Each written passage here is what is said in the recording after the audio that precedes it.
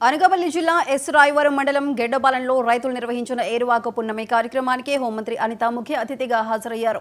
ఏరువాక కార్యక్రమంలో భాగంగా భూమి పూజ చేసి కాడేడ్లతో నాగలి పట్టుకుని పొలం దున్ని వ్యవసాయ పనులు ప్రారంభించారు మంత్రి అనిత. తర్వాత రైతులకు రాయితీ మీద విత్తనాలు పంపిణీ చేశారు. ఈ తర్వాత మంత్రి మాట్లాడుతూ రైతులకు ఏరువాక పౌర్ణమి శుభాకాంక్షలు తెలియజేశారు. వ్యవసాయానికి కూటమి ప్రభుత్వం మొదటి ప్రాధాన్యత ఇస్తుందన్నారు.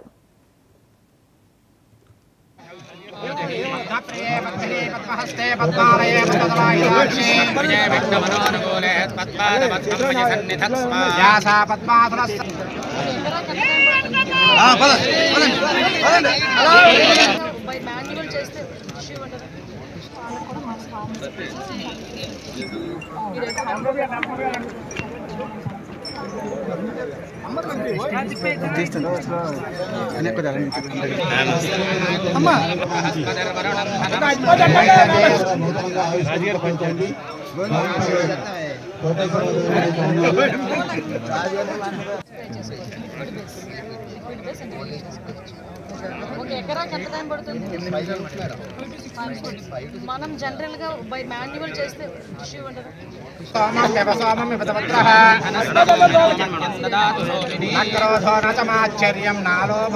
రాష్ట్రంలోని రైతులందరికీ కూడా ఏరువాక పౌర్ణమి శుభాకాంక్షలు తెలియజేసుకుంటూ ప్రతి ఏరువాక కూడా జ్యేష్ఠ మాసంలో వచ్చే పౌర్ణమి రోజు ప్రతి వ్యవసాయదారుడు కూడా ఆ భూమికి పూజ చేసి ఎద్దులకి పూజ చేసి ఈ రోజు నుంచి వ్యవసాయ పనులు స్టార్ట్ చేయటం అనేది సాంప్రదాయంగా వస్తున్న ఆచారం.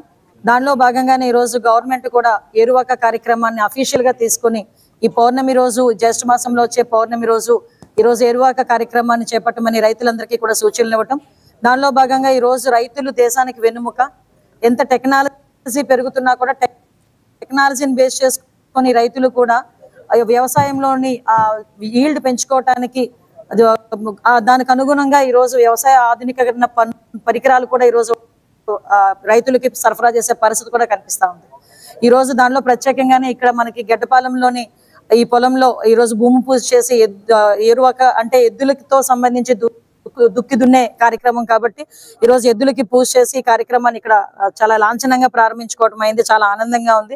రాష్ట్రంలోని రైతులందరికీ కూడా ఏరువాక పౌర్ణమి శుభాకాంక్షలు తెలియజేసుకుంటూ ప్రతి ఏరువాక కూడా జ్యేష్ఠ మాసంలో వచ్చే పౌర్ణమి రోజు ప్రతి వ్యవసాయదారుడు కూడా ఆ భూమికి పూజ చేసి ఎద్దులకి పూజ చేసి ఈ రోజు నుంచి వ్యవసాయ పనులు స్టార్ట్ చేయటం అనేది సాంప్రదాయంగా వస్తున్న ఆచారం.